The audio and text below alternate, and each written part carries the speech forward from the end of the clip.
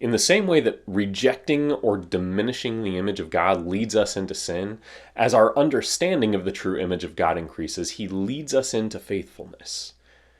It's actually exactly this that the author of Hebrews tells us. It's the theme of his book in many ways.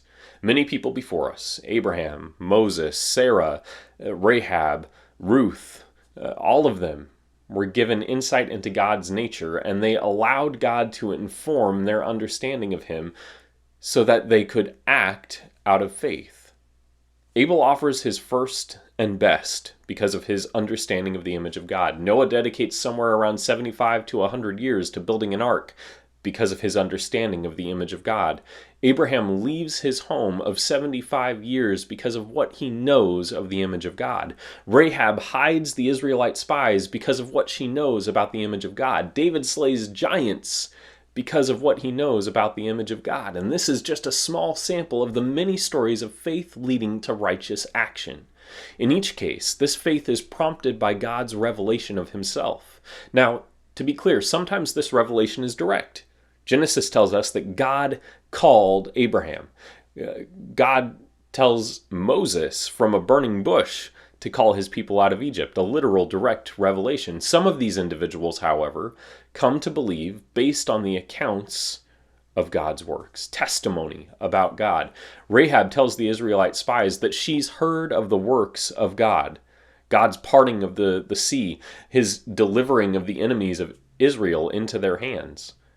All of the figures of faith we discuss from the pages of Scripture, they have an image of God. Now, they're flawed people. Abraham was a bit of a con man. Moses seemed to have an anger issue. Rahab was a prostitute.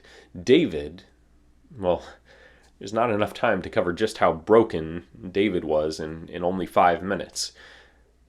They were all works in progress. They all carried baggage with them. They all had a limited understanding of the nature of God.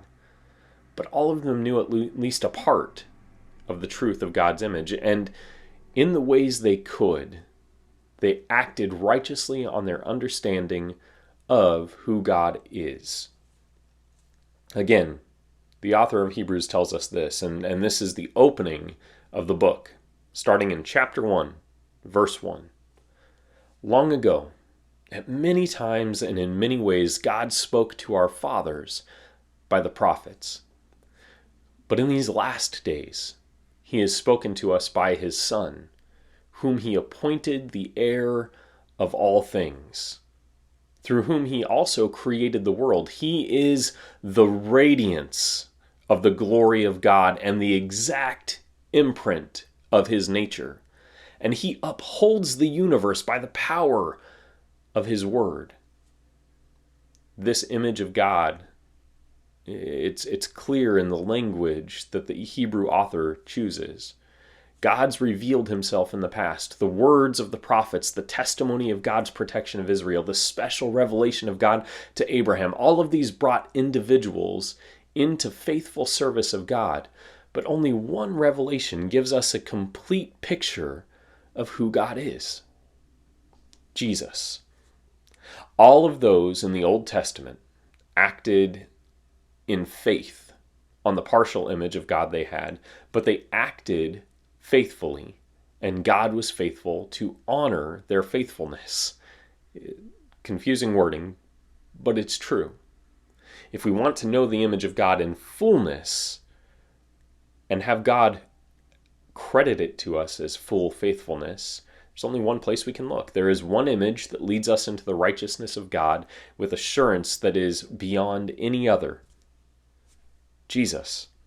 This is why in Hebrews chapter 12, the author tells us, "Therefore, since we are surrounded by so great a cloud of witnesses, let us lay aside every weight and sin which clings so closely, and let us run with endurance the race that is set before us, looking to Jesus, the founder and perfecter of our faith, who for the joy that was set before him endured the cross, despising the shame, and is seated at the right hand of the throne of God." The author calls us to run the race. with something specific in our sights. Jesus. Some translations read, fix your eyes on Jesus. Others read, turning your eyes toward Jesus. Whatever the translation, the meaning is this, and it's clear. The goal is Jesus. If we are created to be image bearers of God, and Jesus is the perfect image, the perfect imprint, the radiance of God, he is the target. What does it look like for a human being to perfectly resemble God? Only God could show us. And he did, in the person of Jesus. We'll spend some time next week exploring what it means for Jesus to be the image of God, how he reveals to us who God is and the nature of God. And we'll also look at what it means for Jesus to remake us in that image.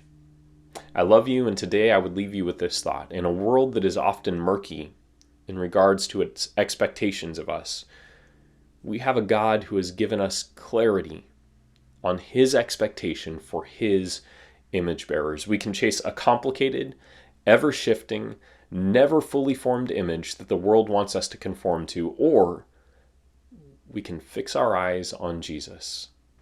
We can make him the aim of our lives. He, and he alone, is steadfast.